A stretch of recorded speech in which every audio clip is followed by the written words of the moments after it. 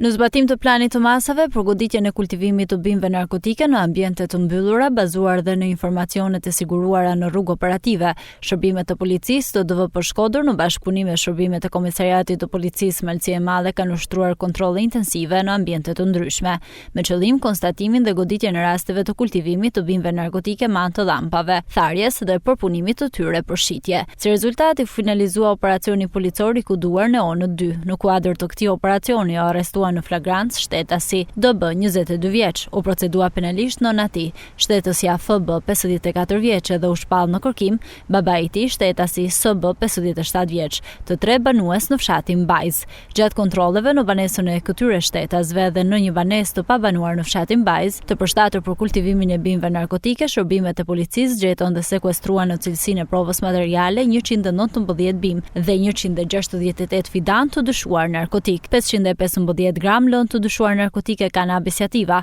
municione luftarake, një armë të ftohtë thik, 49 llampa, 47 pajisje elektrike inverter, 3 aspirator, 2 filtra ajri, 2 automjete dhe 9 celular. Gjatë kontrollit në banesën e pabanuar u konstatua lidhje e paligjshme e energjisë elektrike. Gjithashtu gjatë kontrollit në ambientet e lokalit në pronësi të shtetasit SB, u gjetën dhe u sekuestruan në cilësinë e provës materiale 139 arka dhe shishe me pije të ndryshme alkolike të dyshuara të kontrabanduara. Në vijim të veprimeve hetimore dhe proceduriale për këtë rast, u ndalua shtetasi EQ 27 vjeç dhe FD 57 vjeç, të dy banues në fshatin Bajz, dhe nisi procedimi penal për shtetasin LL 52 vjeç banues në fshatin Bajz dhe ID 53 vjeç banues në Koplik, të gjithë punonjës të OSHE, për veprën penale shpërdorimi detyrës kryer në bashkëpunim. Vijon puna intensive për kapjen e shtetasit SB dhe për dokumentimin e plotë të kësaj vepre kriminale.